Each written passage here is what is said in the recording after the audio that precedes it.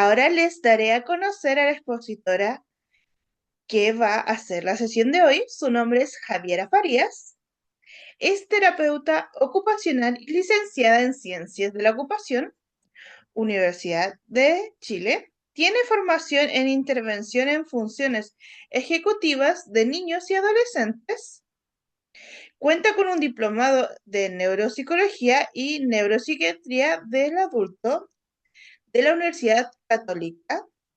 Cuenta con la certificación internacional en evaluación A22,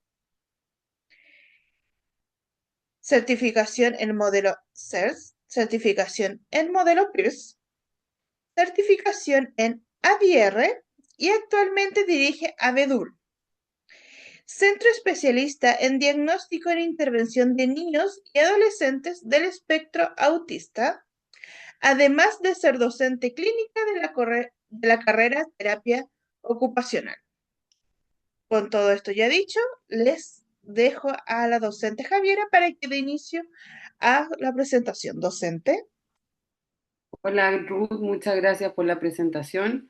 Cuénteme, ¿puedo compartir pantalla, cierto? Sí, Sí, docente. ok. Ahí se ve. Sí, ahí está. Perfecto. Muy bien. Bienvenidos y bienvenidas a este seminario del curso de Integración Sensorial en Infancia. Para mí es un gusto estar este pequeño ratito con ustedes y contarles un poquitito de qué se va a tratar el curso de la próxima semana. La verdad que les cuento como información inicial, para mí ha sido todo un desafío poder llevar esta información, este conocimiento a un público profesional mucho más amplio y no solo terapeutas ocupacionales. Hace mucho tiempo que este concepto y estas estrategias solo han sido sindicadas a los terapeutas ocupacionales y me gustaría aclarar que eso tiene un porcentaje de veracidad, pero también hay otro que de alguna manera se ha explicado no con la claridad que lo merece, ¿sí? Cuando uno habla de intervención en integración sensorial o certificación, efectivamente esto solo se abre para terapeutas ocupacionales y en algunos lugares, entiendo que en Chile también, para kinesiólogos, ¿sí? Sin embargo, cuando uno trabaja en infancia, en adolescencia, con personas adultas y sobre todo con población neurodivergente, con personas autistas, niños autistas, es fundamental desde el punto de vista del neurodesarrollo, ¿verdad? Conocer y llevar a cabo al menos estrategias con suficiente sustrato teórico para poder dar respuesta a las necesidades de la familia, a las necesidades de las personas, ¿sí? Eso ha sido un poco el desafío, ¿verdad? Explicar que efectivamente cuando uno hace una intervención desde la integración sensorial, solo puede ser ejecutada por una normativa, digamos, por terapeutas ocupacionales, pero no quiere decir que no nos podamos formar, conocer y entender de manera más profunda, ¿cierto? Cómo sostener y sustentar nuestras intervenciones profesionales para cualquier profesional, porque los cerebros básicamente funcionan de una manera bastante similar, ¿sí? Entonces, ustedes se preguntarán por qué. ¿Por qué es necesario hablar de integración sensorial? En primer lugar, ¿sí? La integración sensorial atraviesa la manera que los niños se mueven, se regulan y participan. Claro, es bastante conveniente pensar que para una terapeuta ocupacional todo es explicable desde este enfoque. Sin embargo, a lo largo del curso ustedes se podrán enterar de cómo podemos ir engrosando nuestro dossier de conocimientos para realizar nuestras intervenciones independientes de la profesión, como nuestra formación en el caso de los profesores, en el caso de, ¿verdad?, los educadores diferenciales, pueden incorporar estas herramientas, estas estrategias, a sabiendas que no solo están utilizando Play-Doh eh, o masas, ¿verdad? O squishies, ¿sí? Que es lo que muchas veces confunde nuestro quehacer. La integración sensorial, ¿verdad? Va a hablar de diferentes conceptos que son sumamente importantes manejar porque vamos a poder generar una coherencia en todo lo que nosotros estamos observando. Es un enfoque que permite ampliar la forma en que nosotros ahora vamos a empezar a mirar las conductas, por supuesto, de los niños, porque esto está acotado, ¿verdad?, a desde los 12 meses hasta los 11 años aproximadamente. Que detrás de una pataleta, que detrás de un enojo, ¿verdad? Tenemos que ir a buscar información mucho más relevante para generar un plan de intervención que dé respuesta a lo que ese niño o niña no está pudiendo expresar, ¿sí? Vamos a observar cómo las respuestas sensoriales se relacionan con la regulación emocional. Comprender el impacto funcional en actividades de participación. ¿Por qué? Porque una persona, porque un niño o un preadolescente, ¿verdad? O una niña, entendiendo que hay diferencia en un cerebro femenino y masculino, cuando escucha un ruido muy potente, no puede participar, no se puede concentrar, ¿sí? ¿Qué es lo que pasa a nivel cerebral más allá del juicio, digamos, y de lo que nosotros estamos observando? ¿Ok? Integrando a la familia, al jardín, a la escuela y al colegio, al espacio social. ¿Por qué? Porque es altamente probable que en espacios físicos, en ambientes con mayor cantidad de estímulos que procesar, estas conductas aparezcan con mayor frecuencia. Vamos a tratar de disminuir esta diferencia conductual con respecto a los pequeños cuando nosotros estamos mirando en nuestro espacio de trabajo a un niño muy regulado, a una niña muy calma, pero que los profesores o las educadoras de primera infancia, ¿verdad?, describen como muy inquietas, muy caóticas, ¿ok? ¿Por qué? ¿Qué es lo que está pasando ahí? No es que el colegio sea, digamos, un espacio de disconfort en sí mismo, ¿ok? Pero sucede frecuentemente que estas diferencias, ¿verdad?, nos impiden generar una respuesta coherente. Por eso es importante que no solo desde el papel pensemos incluir a estos espacios, sino que como agentes protagonistas, ¿sí? El objetivo del curso, entonces, tendrá que ver con pasar de ver estas conductas a construir hipótesis técnicas, hipótesis profesionales, con respecto al procesamiento sensorial, a la participación ocupacional y qué es lo que podemos hacer en el ambiente antes de hipotetizar con respecto al niño o a la niña, ¿sí? Comprender los fundamentos de la integración sensorial. Eso, valga la redundancia, es fundamental, porque entonces ustedes podrán, insisto, defender de alguna manera, sin sentir que están tomando herramientas que le corresponden a otra disciplina o, ¿verdad?, molestando de alguna manera profesionalmente al que se supone, perdón, tendré que cumplir este rol, ¿sí? Que es el terapeuta ocupacional. Identificar perfiles sensoriales y signos según etapas del desarrollo. Vamos a mirar, que eso es fundamental, qué es lo que ocurre a nivel sensorial desde los primeros años, ¿verdad? Desde el primer año hasta los 11 años, no con el objetivo, perdón, de hacer una comparación y entonces establecer que hay alguien que tiene un déficit y hay alguien que está bien, ¿ok? Sino con el objetivo de diferenciar y darnos cuenta que muchas veces los espacios están diseñados para esa norma, para esa mayoría. Y entonces la conducta que el niño está evidenciando, que la niña está evidenciando, no tiene que ver con cómo está organizado su cerebro, sino en cómo el ambiente también detona estas respuestas, ¿sí? Mucho lenguaje técnico, que es un registro bajo, un registro alto, un umbral de activación, una conducta habitativa, una conducta de búsqueda, ¿ok?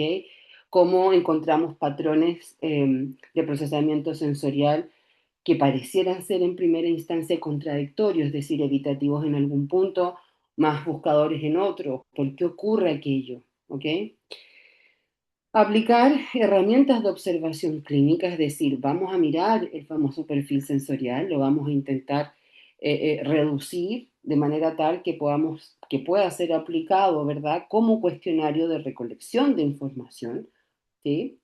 Y conjugarlo con otra valoración, con otras valoraciones que no necesariamente son estandarizadas, una observación del juego, una observación clínica, mirar, saber qué mirar, cuándo mirar y dónde mirar. ¿Ok? Y asimismo, en el último módulo, elaborar estrategias de intervención en juego, autorregulación, motricidad y participación. Participación en los ambientes sociales, ¿verdad? Analizar casos clínicos en el razonamiento, desde el razonamiento terapéutico.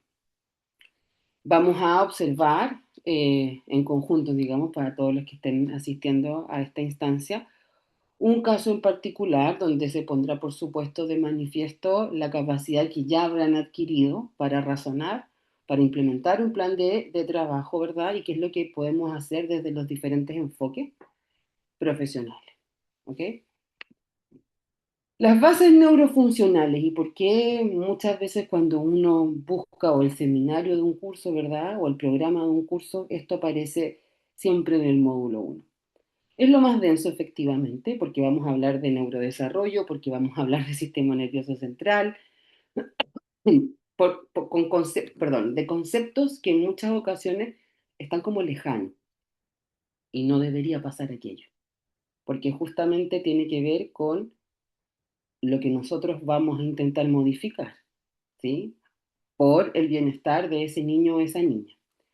Vamos a hablar del concepto, por supuesto, de integración sensorial y todo el lenguaje técnico alrededor de este concepto, desde el modelo de intervención, neurodesarrollo y plasticidad, los sistemas sensoriales, la modulación, la discriminación y la praxis, perdón, y el desarrollo esperado desde los 12 meses hasta los 8 años.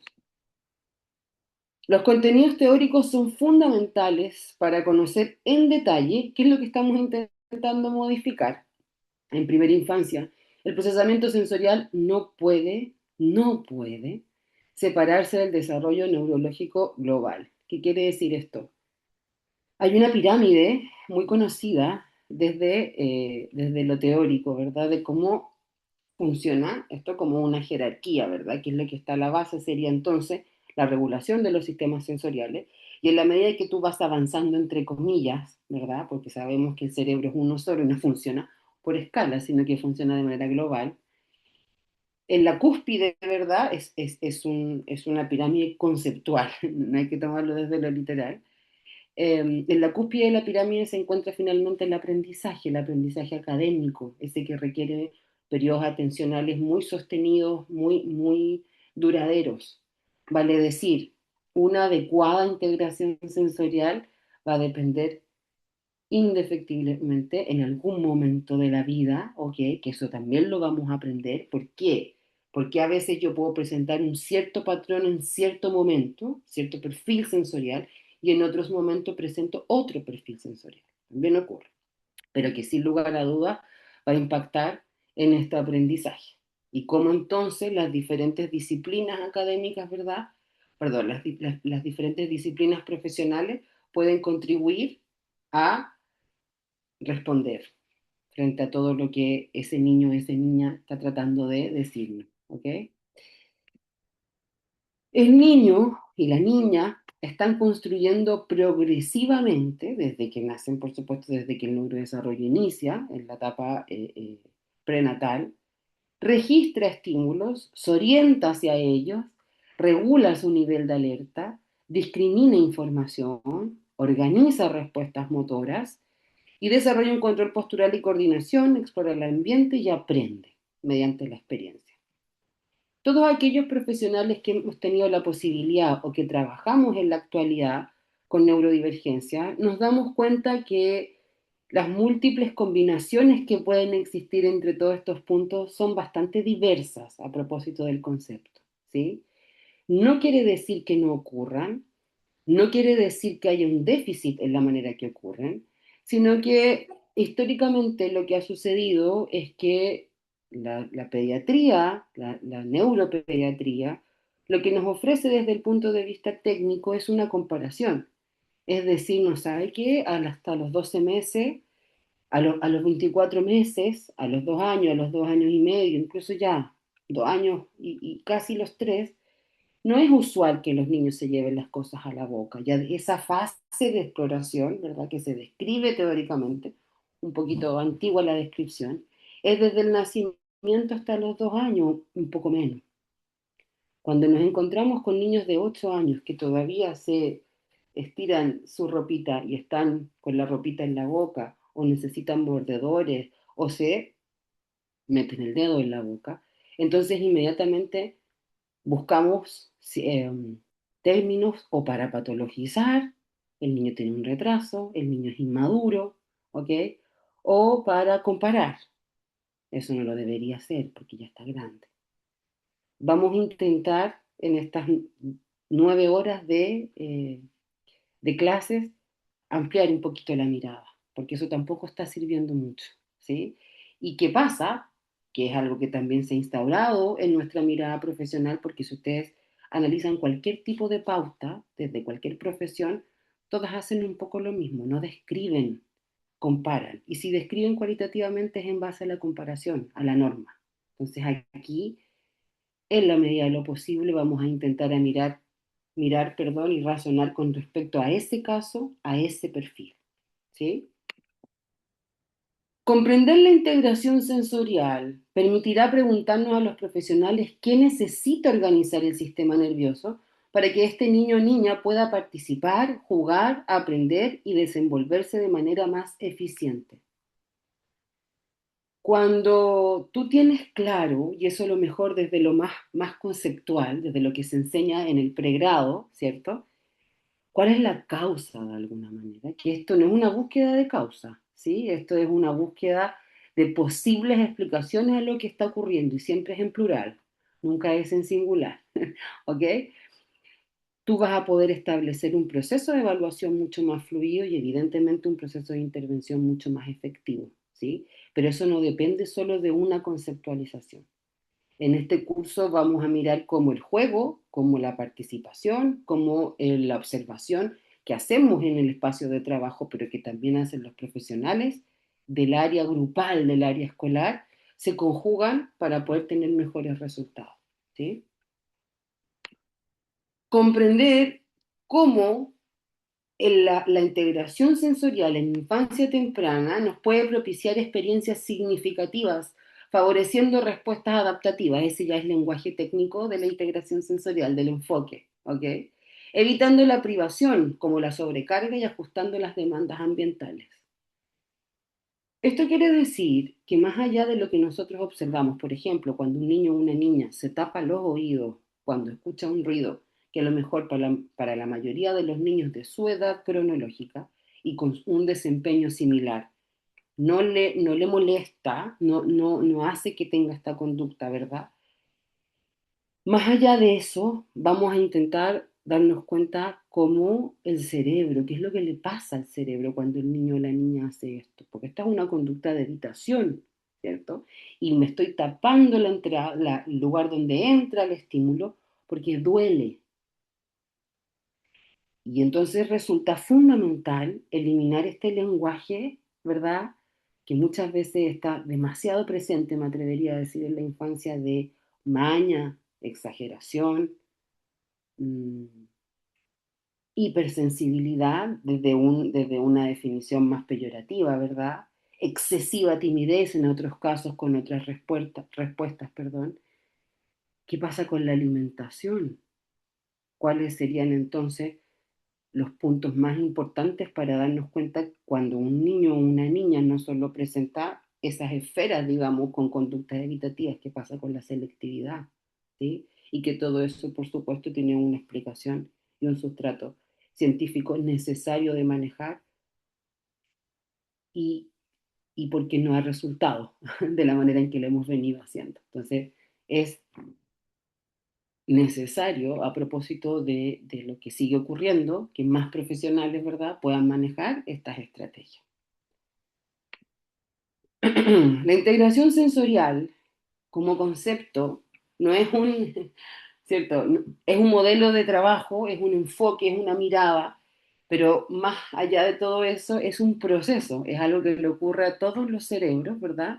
Es un proceso neurológico, es un proceso inconsciente, ¿sí? Ocurre, natural y esencial, donde el sistema nervioso central, ¿verdad? Recibe esta información del ambiente, la procesa, la organiza, ¿verdad? Y A través de todo este sistema, de este circuito, se constituye la base para el aprendizaje. Nuevamente, en este recibir del ambiente, en este procesar, en esta organización, hay múltiples combinaciones. Y esas múltiples combinaciones pueden denotar, en algunos casos, conductas de mucha desregulación, conductas muy disruptivas, sobre todo en aquellos espacios, ¿verdad?, donde nosotros podemos, de alguna manera, anticipar que van a haber más estímulos que ese cerebro, ¿verdad?, pueda procesar, ¿sí? Algo muy, muy, muy relevante, que también, por supuesto, miraremos en el curso de forma más profunda, es que cuando hablamos de integración sensorial, ya no solo incluimos los sistemas sensoriales que todos conocemos, ¿verdad? El gusto, el tacto, el olfato, la visión, la visión, no, ya lo mencioné, ¿verdad? La visión. Ahora vamos a hablar también de otros tres, ¿sí? Inclusive de otros cuatro, de otros tres. Propiocepción, vestibular e interocepción, ¿sí? ¿Por qué es relevante hablar de esos sistemas? Primero porque son los menos conocidos y son la base de la teoría de integración sensorial. La base de la intervención y de las herramientas que nosotros vamos a ir generando, los métodos interventivos, para poder minimizar todos aquellos desafíos que los niños y niñas presentan, ¿sí? Los sistemas sensoriales, a pesar de que en la diapositiva anterior aparecen de manera separada, no funcionan de forma aislada, ¿ok? No es que nosotros estemos procesando, ¿verdad?, en una parte el tacto, en otra parte la propiocepción, no.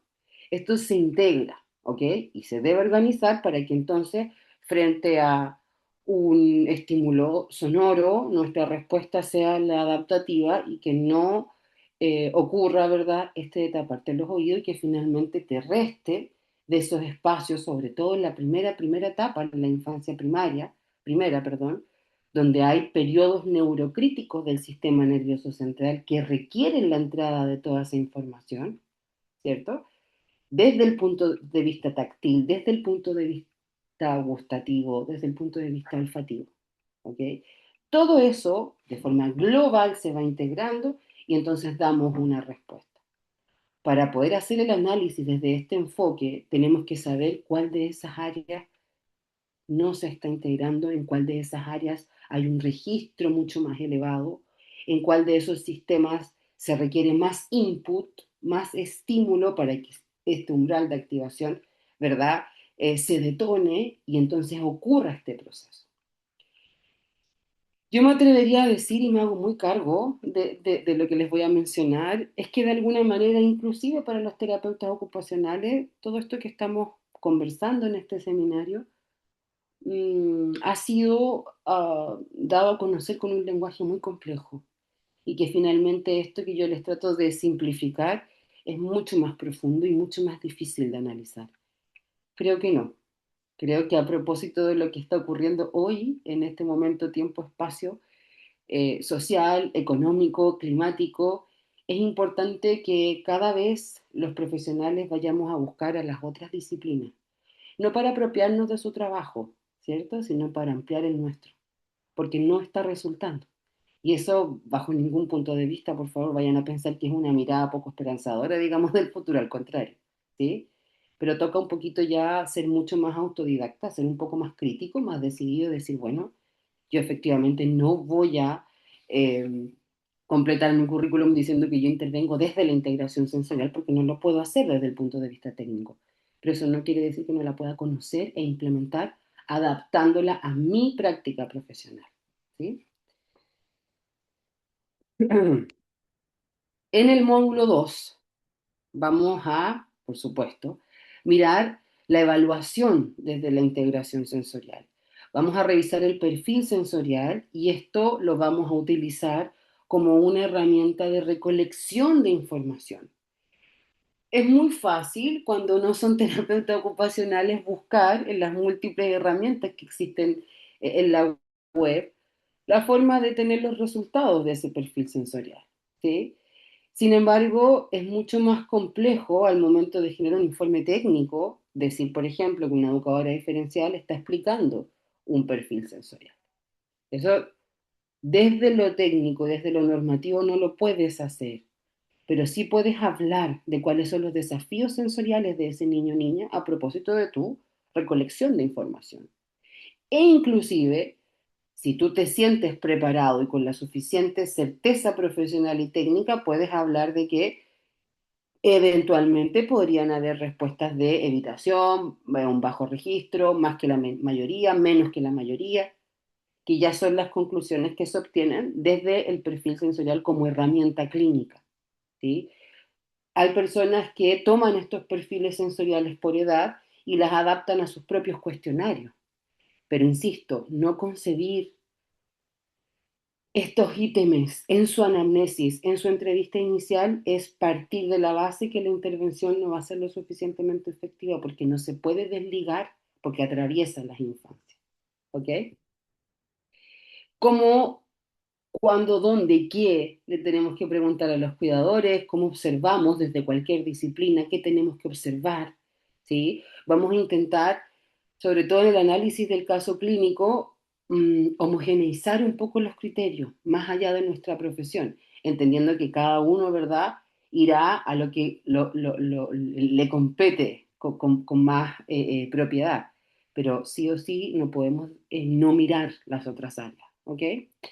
La evaluación del juego y la participación ocupacional, que tampoco es solo del terapeuta ocupacional. ¿Por qué? Porque la ocupación de los niños es jugar.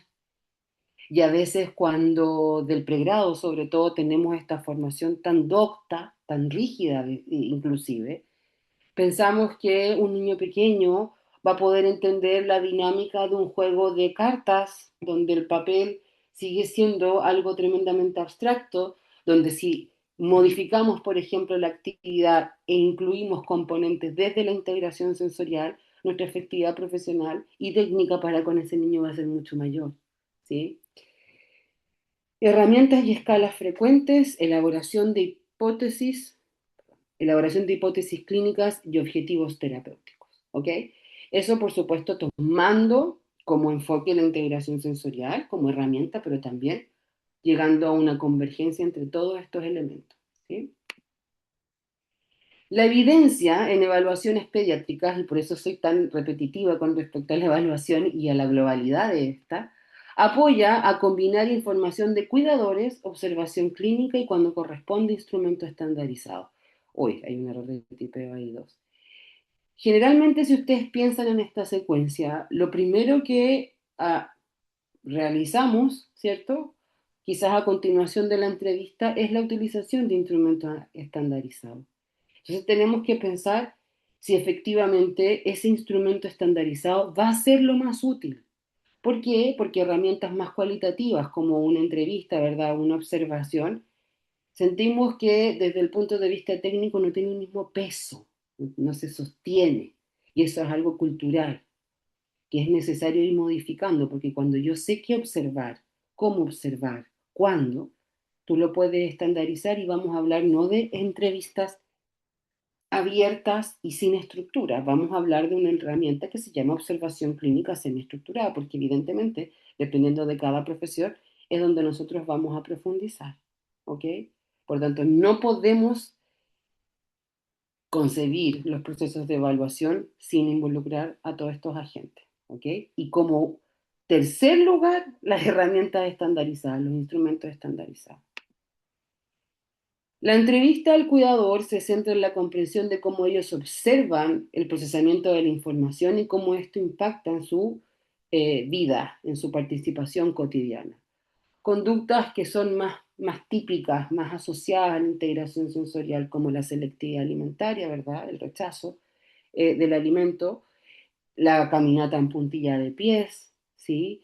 Este no registro de estar sucio a veces en el rostro, este no registro de el dolor o de estímulos dolorosos, esta búsqueda constante de movimiento y que en ciertas ocasiones se va asociando a conducta un poco más peligrosa, que todo tiene una explicación, no es una simple calificación de una conducta, ¿ok? Es necesario que sea reportado por los padres. E insisto, más que qué va a hacer usted con eso, saber qué es lo que está ocurriendo, porque si no tenemos la información de ese contexto, va a estar incompleta nuestra entrevista. ¿Sí? Un momentito. Gracias. Entrevista organizada, observación del juego y herramientas estandarizadas. Esa sería la secuencia, ¿ok? Y estas herramientas estandarizadas, por supuesto, dependiendo de la profesión. El niño o niña no juega porque tiene problemas sensoriales. Es un poco lo que pasa también, ¿cierto? En neurodivergencia, no quiere jugar, por eso se aísla. Me atrevería a decir que ambos mitos están muy ligados y que tienen un componente similar, ¿sí? Cuando un niño o una niña, sobre todo en este rango etario que vamos a revisar, evita, rechaza, abandona o busca constantemente algo, es porque está ocurriendo algo, para la redundancia. Es porque para que se active el circuito tú necesitas más, en el caso de la búsqueda. Y para que ese cerebro se mantenga relativamente regulado, ¿verdad? Yo no puedo ir a exponerme, necesito hacer una retirada. De alguna manera lo que ocurre ahí es antes de, me anticipo porque ya sé que esto me puede sobrecargar. Cuando en el caso de las neurodivergencias vemos que los niños y niñas se aíslan, es porque sensorialmente, ¿sí? Socialmente, la entrada de los estímulos es demasiado potente y muy simultánea. Entonces no hay una discriminación, no puede en ese momento. ¿Sí?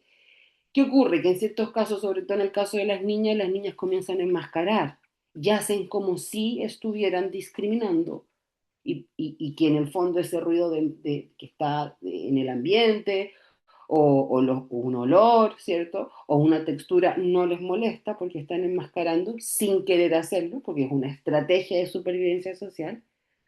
En algún momento eso va a pasar la cuenta, ¿ok? Porque tú no puedes ir en contra de aquello. Es como cuando sienten un mal olor y tú le das la orden al cerebro, por favor deja de sentir ese mal olor y te comienza a inundar. No puedes, a no ser que te tapes la nariz. Y así tampoco resulta. Entonces, más allá de prejuiciar la conducta de un niño cuando no está jugando, lo que vamos a hacer con la integración sensorial es ampliar un poquito las posibilidades de por qué no está ocurriendo o por qué ocurre en exceso. ¿Sí? Exploramos cómo las características sensoriales, motoras, comunicativas, cognitivas, emocionales y contextuales pueden estar influyendo en su participación en el juego. Todo. Pero por supuesto para hacer esa exploración tenemos que conocerla, ¿cierto? Y nominarla, de manera tal que nuestro proceso, ¿verdad?, de evaluación pueda ser muy eficaz y se optimicen los recursos. ¿Cuáles son los recursos? Una entrevista con los padres de al menos, ojalá, en el mejor de los escenarios, 45 minutos con los padres y los cuidadores. ¿Okay? ¿Qué hace el niño? ¿En qué contexto? ¿Ante qué estímulo? ¿Qué ocurre antes? ¿Qué ocurre después? ¿Qué impacto tiene? Muchas veces, y yo constantemente voy a ejemplificar con las neurodivergencias, ¿sí? Con niños y niñas en, en ciertos momentos de la charla, eh, hacer mucha alusión también a lo que pasa con personas adultas, inclusive autistas, ¿sí? No alcanzamos a percibir, porque no se hizo una buena observación o no se hizo un buen análisis, cuál es el detonante, por ejemplo, de una desregulación. Y finalmente solo nos encontramos con aquello y con la forma de contenerla, siempre con el objetivo de resguardar la vida del pequeño y de los que están alrededor, ¿sí? Porque justamente no tenemos conocimiento de su perfil sensorial. Si nosotros sabemos, y eso es muy poco económico, aplicar perfil sensorial a un grupo curso de 30 niños, por ejemplo, pero sin lugar a dudas podemos economizar mucho los recursos humanos al momento de intervenir en una desregulación o en desregulaciones, ¿verdad? Que quizás no son tan potentes, ¿sí? No son tan extensas, pero sí que de alguna manera irrumpen con la armonía o posible armonía que puede haber, por ejemplo, en una aula de clase. ¿Ok? Cuando tú conoces el perfil sensorial de un niño, puedes minimizar en un porcentaje bastante alto, me atrevería a decir, aquellos detonantes visuales, aquellos detonantes luminosos. Los auditivos y alrededor siempre van a ser un poco más complejos de manejar, ¿cierto? Pero tenemos herramientas que tú puedes utilizar en el niño o en la niña para disminuir la entrada de ese estímulo. Entonces, claro, nos resulta muy simple, pero te lleva a un punto donde tú sí puedes optimizar, inclusive agrupar ciertas necesidades sensoriales, porque esto no solo tendría que ser para el niño o la niña que lo exprese. Ustedes ya saben que el sistema nervioso central no solo, ¿verdad?, presenta estrés, ¿verdad?, o desregulación a partir de conductas externalizantes. Hoy, las que resultan mucho más complejas de determinar y observar son aquellas que no estamos viendo. Entonces, cuando pensamos en la intervención, en estrategias específicas después de hacer todo este proceso, me atrevería a decir que resulta mucho más efectivo hacerlo con el grupo curso completo. Y si es en un jardín infantil, de la misma manera. ¿Sí?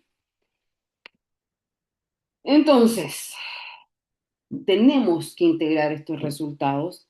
Vamos a tener el perfil sensorial, vamos a tener nuestra entrevista, la observación que realizamos, ¿verdad? Semiestructurada, una información con respecto a cómo esto, ¿verdad?, impacta en su ocupación, impacta en su rol de estudiante a través de algún reporte, audio, conversación directa con la encargada de ese espacio. Y cuando ya tenemos toda esa información, nosotros la integramos, razonamos y ya podemos mirar, ¿verdad?, hacia el último módulo que sería la intervención. ¿Ok? Evaluar no es el punto final. La evaluación nos permite diseñar experiencias que modifican la participación del niño. Cuando uno secuencia un curso, ¿verdad?, y lo sistematiza como bases teóricas, evaluación e intervención, es altamente probable que muchos de sus casos, por ejemplo, ya se empiecen a responder cuando conozcan las bases teóricas de la integración sensorial. O no solo desde esta disciplina, sino que en la misma que ustedes realizan diariamente. Cuando están evaluando se dan cuenta que más o menos estos resultados nos van a llevar por ahí. Entonces, claro, evaluamos para intervenir, evaluamos porque estamos midiendo, entre comillas, cuantitativa o cualitativamente, ¿sí? Pero ya el mismo proceso nos da muchos antecedentes sin llegar a un resultado necesariamente cuantitativo de qué es lo que tenemos que hacer. No somos robots, ¿cierto? No es que yo estoy evaluando, entonces en este momento yo no puedo hacer nada, no puedo decir nada, no, no, no. Eso, eso no ocurre en la realidad, ¿ok? Más cuando pensamos en el costo asociado, no solo económico, sino que humano de estos procesos, ¿ok? Y el último módulo, el módulo 3, vamos a revisar a través del caso que yo les comentaba, ¿cierto? Los principios de intervención, que métodos, ¿verdad? Basados en evidencias van a contribuir a generar el mejor proceso interventivo desde cualquier disciplina. La organización del ambiente terapéutico, el uso terapéutico del juego. No le teman al juego, a ningún tipo de juego. Cualquier persona que trabaja en infancia tiene que jugar, entendiendo que hay espacios donde eso, por las características del ambiente, se ve bastante reducido. ¿Sí? Como son los profesores, los educadores de primera infancia, incluso, ¿sí?, en los jardines infantiles. Esos espacios están mucho más acotados en términos de qué estrategias utilizar, porque tienen una instrucción, ¿ok? Sin embargo, psicólogos infantiles, terapeutas ocupacionales, ¿para qué decir? Digamos, porque históricamente los niños y niñas de nuestras consultas van a jugar, no, ¿qué hace la terapeuta? Juega, ¿ok? Pero más allá de lo que puede herir a lo mejor susceptibilidades, eso, aquí hay una explicación y uno tiene un poquito que distanciarse de aquello, de eso prejuicioso y empezar a mirar la teoría. ¿Ok? Adaptaciones ambientales, estrategias de regulación sensorial y por supuesto el trabajo interdisciplinario, colegas, y el trabajo interdisciplinario real, no una lucha de egos profesionales para saber quién tiene la razón, porque generalmente cuando eso ocurre nadie tiene la razón. La razón la tiene la ciencia cuando está muy basada en evidencia y la buena observación. ¿A qué me refiero con esto? A que generalmente las respuestas están en la integración sensorial. Si seguimos pensando que la integración sensorial solo le compete al terapeuta ocupacional, nosotros no vamos a poder llegar a buen puerto, ¿ok? Es necesario este nivel de conocimiento, pero ¿para aquello? Para ponerlo al servicio de lo que estamos haciendo, ¿sí? Discúlpeme. Diseñar experiencias que favorezcan la regulación, participación y aprendizaje. ¿Qué necesita para participar? ¿Cómo podemos modificar el ambiente para facilitar esa participación? ¿Cómo utilizamos el juego y la actividad como herramienta terapéutica? Un niño que no quiere, un bebé, por ejemplo, cuando pensamos en el primer rango que vamos a profundizar, de 12 meses, de 18 meses que no quiere, es altamente probable que la explicación de ese no querer, de un llanto excesivo, esté en la parte sensorial o en la parte biológica, en el sueño, en hambre, en molestia, en calor, en frío. Vamos a tener que ir a buscar elementos sensoriales mucho más, ¿cierto? Quizás más simples. Justamente en el trabajo primero con bebés las cosas son más simples de lo que aparezcan, de lo que parecen, perdón. Hay una práctica frecuente en hacernos creer que todo es muy complejo y realmente no es así. Entonces, al momento de hacer una observación, cuando todos escuchamos esa herramienta, ¿verdad?, de evaluación en la universidad, ¿qué observo? ¿Dónde observo? ¿Por qué miro? ¿Qué me acuerdo? ¿Qué? No, es estar ahí en ese momento. Porque cuando uno se implica es cuando se activa tu ojo clínico, tu ojo profesional. Si uno no se implica, si uno no pregunta, pero con un interés real, ¿ok? No vamos a llegar a ninguna respuesta, a ningún lugar, ¿sí? Organización del ambiente terapéutico. El ambiente terapéutico o el afuera, ¿verdad? No solo tiene que ver en cómo yo voy a organizar mi espacio, tiene que ver con el ambiente al que ese niño está expuesto desde el punto de vista social, esa niña está expuesta desde el punto de vista sensorial, si se cambió de casa, si vivía en una casa y después se fue a vivir a un departamento, si venía del campo en una zona rural y tuvo que llegar a la ciudad, donde hay más ruido, donde hay más olores, donde hay más estímulos que procesar, ¿ok? Y por supuesto, como también eh, esos ambientes, ¿verdad?, van a generar respuestas que son reducidas a un espacio-tiempo, que son como lo que les explicaba al inicio, ¿verdad? Oh, perdón. Que a veces sucede que tú puedes presentar una alta reactividad frente a un cierto estímulo y en otras ocasiones ni siquiera registrarlo. Es una relación entre todos estos elementos.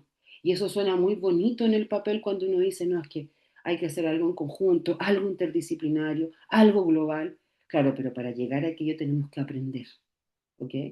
Y no necesariamente porque yo les enseñe se supone que vamos a aprender, ¿ok? Pero solo estar en instancias donde se compartan diferentes miradas permite ampliar un poco esta visión, ¿sí? ¿Qué cosas podemos modificar antes de pedirle a un niño o una niña que se adapte? Pensando también en estas nuevas definiciones con respecto a cómo nominar la discapacidad, ¿verdad? Persona discapacitada, para qué vamos a hacer mención a los conceptos que se utilizaban antes, y hablar hoy de persona en situación de discapacidad, es súper importante porque nosotros ya podemos distanciar un poco de esta visión de que algo ocurre en él o en ella, ¿cierto? Sino que estaría en el famoso ambiente, que es un constructo en base a una identificación súper injusta, que es lo mismo que ocurre con las neurodivergencias, ¿sí? Es decir, necesitamos mirar, y aunque no lleguemos a un resultado exacto, como modificar completamente el ambiente, el espacio físico de un colegio, modificar el lugar donde esa persona está viviendo, donde esa persona trabaja, ¿ok? Podemos hacer orientaciones, podemos hacer recomendaciones que a lo mejor van a ser más tangenciales, más con menos impacto, pero esa persona va a sentir que no es un problema constitutivo de ella, sino que tiene que ver con el afuera y cómo yo no me adapto, funciono con esto, no tengo ¿por qué me tengo que adaptar? Puedo querer no adaptarme, pero eso si tú lo haces de forma deliberada, con conciencia, con todas las herramientas, tú lo puedes hacer porque tienes la capacidad de decidir. Pero si yo a priori creo que tengo un problema y entonces tengo que ir por la vida adaptándome a ese ambiente, es algo injusto, muy injusto, ¿ok? Poco igual, porque si hablamos desde la perspectiva de los derechos, eso entonces no se estaría cumpliendo, ¿sí? Y sobre todo en infancia temprana. Tenemos que hacernos esas preguntas y reformularnos un poco todo este panorama a propósito de las circunstancias, ¿sí? Nacionales, digamos, locales. El juego como herramienta terapéutica. El juego no es solamente una recompensa después de la terapia, el juego puede ser el contexto terapéutico. Ese es el contexto. Porque a la medida que tú vas utilizando este juego libre, este juego compartido, este juego con intención terapéutica, tú te vas dando cuenta simultáneamente. No necesario es planificar algo como súper, digamos, organizado, simultáneamente. ¿Qué habilidades, qué herramientas, qué estrategias, qué es lo que tú estás haciendo con eso? ¿Sí? Porque si entonces el niño o la niña no quiere participar de forma espontánea, no lo estamos haciendo bien. Y eso tiene que ver con esto que es un poquito más adultocéntrico, ¿cierto? Y que no solo se da en el ámbito profesional, sino que en general en el día a día, de no preguntar, de asumir inmediatamente. No funciona, tampoco funcionó. Podría eventualmente en ciertos contextos, pero en algún momento eso va a detonar con otras características y no queremos llegar ahí. Pero cuando ustedes conozcan las relaciones que existen con los trastornos de integración sensorial, con estas dificultades complejas, evitativas sensoriales o de búsqueda, no vistas en primera infancia, perdón, ¿y qué pasa en adolescencia? Cuando configuremos el segundo módulo, ustedes van a decir, ah, no, yo mejor primero voy a ir a mirar qué pasa allá. Dar la información a los padres. No, es que sabes que es muy inquieto nomás, es muy hiperactivo. Esto va a ocurrir si nosotros no miramos qué está ocurriendo ahora. Con esa certeza, con la científica, digamos, con la profesional, porque eso es complejo, eso es difícil, eso inunda otras esferas que son mucho más dolorosas, sobre todo por el proceso de neurodesarrollo, digamos, que está ocurriendo en la adolescencia. ¿Sí? La intervención cambia porque cambia la ocupación. Entonces, cuando yo les comento que vamos a mirar por ciclo etario, insisto, colegas, es con afanes descriptivos y de saber cómo funciona la mayor parte de los ambientes en la mayor parte de las personas. ¿Ok? No para decir está bien o está mal, es poco o es mucho, ¿sí? Pero tenemos que saberlo porque finalmente ese niño o niña va a estar inserto con otros niños o niñas más o menos con estas características. Y lo vamos a mirar en el primer módulo, ¿sí? Y vamos a hacer el link cuando analicemos el caso clínico, ¿ok? 12 a 24 meses de exploración, vínculo, regulación, 2 a 5 años, juego simbólico, autonomía, interacción, del rango de los 6 a los 8 años, juego reglado, participación escolar, habilidades motoras, autonomía. Y ya en la última parte, de los 9 a los 12 años, participación escolar, autonomía avanzada, actividades sociales, intereses, autorregulación, planificación y demandas en las funciones ejecutivas. Muy bien. Dicho todo esto, entonces, queridos colegas, a las 20:55 acabo de terminar este seminario. Dejo entonces el paso a las preguntas, eso lo va, perdón, a manejar Ruth. Yo voy a desactivar un poquito el audio para poder toser, porque Muchas estoy con gracias, docente. Bueno, quien quiera hacer una pregunta puede levantar la mano y le vamos a prender su audio o pueden hacerlo por el chat. Bueno, ya tenemos a Enia. Te voy a... Ya te activé el audio, puedes hablar.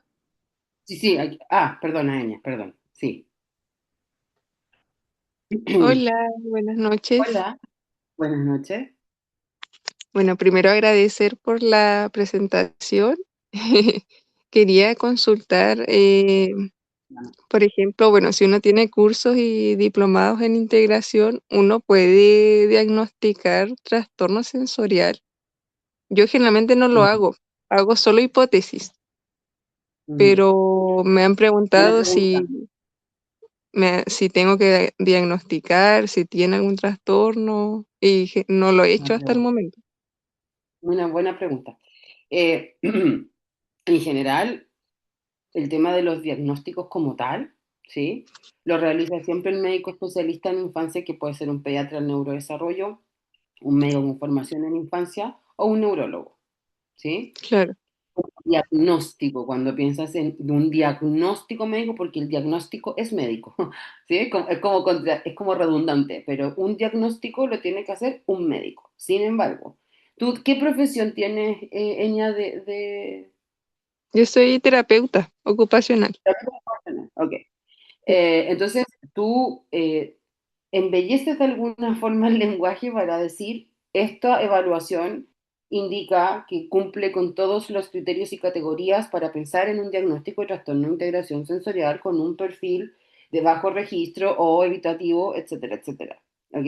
Pero a Claro, continuación, desde lo técnico, esto debe ser revisado por el médico especialista porque no constituye diagnóstico médico, porque el diagnóstico lo da, perdón lo repetitiva, pero es desde diferenciar lo que estás haciendo tú claro, desde la nominación, porque finalmente un diagnóstico médico es un instrumento legal y debe ser firmado por él, ¿me entiendes?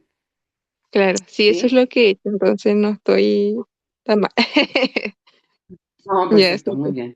Muchas Muy bien. gracias. De nada, de nada.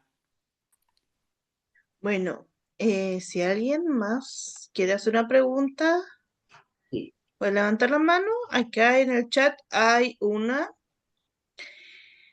¿Cómo se dígame. podría realizar una intervención de buena manera desde la integración sensorial a una dispraxia motora? ¿Qué profesión tiene? Bueno, ya tiene una respuesta, digamos, pero me gustaría saber, la persona que hace esa pregunta es una terapeuta ocupacional. Sí, terapeuta ocupacional. Ok. Tú, Valentina, estás hablando ya de un enfoque exclusivo desde la integración sensorial o pensando en esta conceptualización que hicimos a través de este seminario, de una observación, de una evaluación, o te refieres exclusivamente a desde solo el enfoque integración sensorial. Me gustaría hacer esa aclaración. ¿No? ¿Sí? Ya. Desde la integración. Ya. Ahí es súper importante primero que si tú vas a trabajar desde la integración sensorial, tú tienes que estar certificada en integración sensorial. Y eso implica que tú tienes que conocer la base teórica, que es un curso completo, ¿ok? De 4 días, donde te explican el funcionamiento cerebral que nosotros vamos a ver de forma más reducida, por supuesto, ¿sí? Y saber cuáles van a ser todas las pautas de evaluación de integración sensorial, porque el perfil sensorial yo te diría es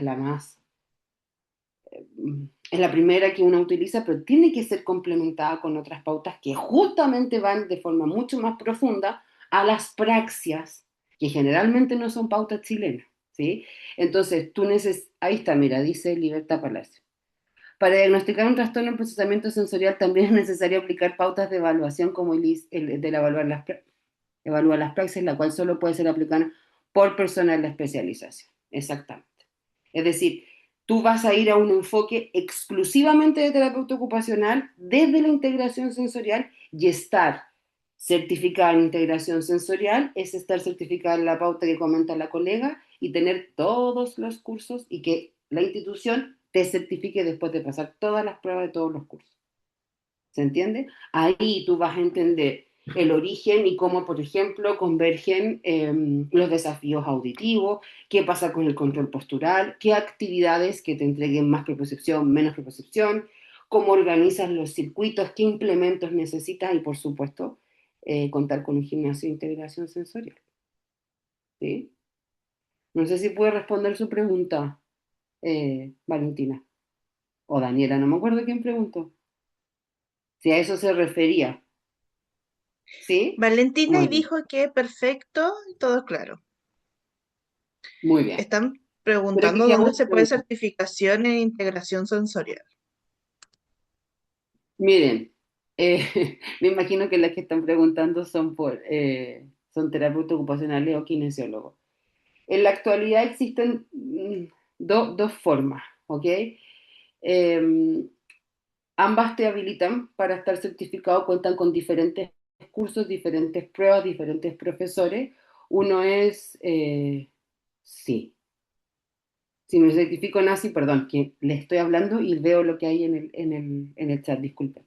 Dice, en la Corporación de Integración Sensorial Chile, el Andrés Bello por Clasi. Hay muchos lugares que ofrecen, ¿sí?, la certificación Clasi o la certificación de la Universidad de California, la de la Corporación Chilena, ¿sí? Si ustedes la hacen, por ejemplo, en Perú, a través de la Universidad de California, están absolutamente capacitados para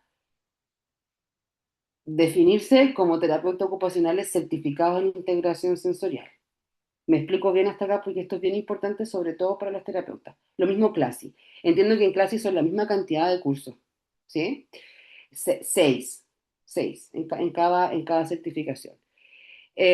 Los costos se modifican. Están alrededor de la certificación completa. Yo les voy a dar un valor en dólares de 3.000, a ver, como $3.000, si no me equivoco. Ustedes me pueden corregir, pero más o menos esos son los costos, ¿sí? Lo importante es que, claro, la Corporación Chilena de Integración Sensorial lo que hace es también imparte los mismos cursos, pero ellos van haciendo un seguimiento y nos los dan todos, entiendo, en la actualidad al mismo tiempo. Sucede que si tú lo buscas en otros países y que generalmente es en modalidad online, te los dan de forma secuenciada y tú puedes obtener la certificación en 6 meses, un año aproximadamente. ¿Sí? Muchas gracias, docente. La última pregunta será de Daniela Norambuena. Dígame. Disculpen que estoy con una alergia. Hola, Dígame. eh, Hola, bueno, Daniela. muy buenas las explicaciones. Yo soy interna de terapia ocupacional. Actualmente estoy en Ah, escuela y ya. sucede que quiero generar una buena intervención a nivel propioceptivo porque mi usuario tiene muchas necesidades en ese tipo. ¿Cómo Sí. poder hacerla a lo mejor de una forma, porque claro, en la teoría tenemos el sándwich o no sé, el burrito típico, pero de alguna forma llevarlo de una manera que no sea a lo mejor para el niño un poco violento, un poco fuerte y llegar a lo mejor desde esa manera? ¿Cómo llevar esas intervenciones de correcta manera? Esa es mi mayor Muy duda. bien. Muy buena pregunta, porque la propiocepción, como menciona la futura colega, no está nunca en negativo, nunca uno evita propiocepción. Bueno, claro, puedes no quererla, pero no te va, perdón que ocupo un lenguaje simple, capaz los puristas de integración sensorial me van a estar, digamos, ahí cortando el cuello, pero yo quiero ser simple para que todos lo podamos entender, ¿sí? La búsqueda, colega, de prepercepción no es solamente en el setting terapéutico, es que ese niño o niña está necesitando todo el tiempo. Entonces, cuando uno piensa en una estrategia como un sándwich o como una malla, ¿verdad?, que lo tiene apretado constantemente, eso en el día a día es más difícil de sostener, ¿sí? Hay estrategias donde tú puedes, ¿verdad?, incorporar herramientas, sobre todo en las actividades de la vida diaria, ¿sí? En la medida de lo posible, colega, porque uno es la idea que uno haga un, ¿verdad?, prospecto de 25.000 sugerencias y que los padres trabajen de 8 a 8 y no las puedan ejecutar. Entonces, cuando tú haces la entrevista y sabes más o menos cuál es la rutina, tú puedes ir siempre incorporando actividades preconceptivas, porque eso va a ser de alguna manera, perdonando la expresión y lo poco técnico del concepto, el aliciente, el calmante de ciertas cosas que ocurran, ¿sí? En el ámbito terapéutico, si tú cuentas con un buen equipo, me refiero a equipo a mobiliario, ¿verdad? Buscar todo aquello que lo contenga, que le dé ese input, ¿verdad? La musculatura más gruesa, ¿verdad? Y que sea de una forma amigable, vinculante, respetuosa. No partir de la base de, es que este es un sándwich, vamos por el sándwich. No, ¿me entiendes? Como tantearlo, porque sí, la propiocepción es un súper buen calmante, pero si ese niño viene molesto, con apetito, enojado, te fijas, con frío, con calor, olvídate, la percepción tampoco nos va a funcionar. Entonces, vamos por ella, pero la vemos siempre en contexto, porque las personas necesitamos siempre ser vistas en contexto. ¿Sí? ¿Le pude responder su pregunta? ¿Sí? ¿No? Ahí bueno, usted me comenta. Sí, ¿Sí? sí, muchas gracias. Y bueno, dice, ok, no, no había otra pregunta. Listo, creo que ahí usted me dice, Ruth, si tengo que responder más. Ya hemos respondido un total de 4 preguntas, si no me equivoco. Entonces yo creo que ya llega la hora de que usted deje invitado a los alumnos, a los participantes al curso. Ah, ok, perfecto. Bueno, yo espero que para todos ustedes esta horita en las que les comenté, digamos, los ejes centrales de este curso haya sido un buen approach para saber cómo de alguna manera vamos a llevar, voy a llevar a cabo la metodología. Eh, hay ciertos conceptos y por eso también están incorporados en el primer módulo que quizás van a requerir mucha más, eh, mucha más atención, mucha más búsqueda por parte de ustedes también, pero sin lugar a dudas les va a permitir ir entendiendo con mucha más facilidad, ¿verdad?, los procesos de evaluación e intervención. Es una herramienta que les va a favorecer y les va a facilitar mucho la vida partiendo por ustedes como personas. Es necesario conocerlo, cuando uno lo entiende, lo profundiza y lo asimila, realmente lo puede utilizar de forma mucho más natural, mucho más espontánea en los espacios de trabajo, ¿sí? Espero entonces que puedan estar presentes en esta instancia de formación. Para mí va a ser un gusto contar con ustedes y nada, que entiendo que ahora también viene un sorteo, así que ganen el mejor, ¿sí? Los espero entonces la próxima semana. Muchas gracias, docente. Muy bien, gracias a ustedes. Que les vaya muy bien. Chao, chao.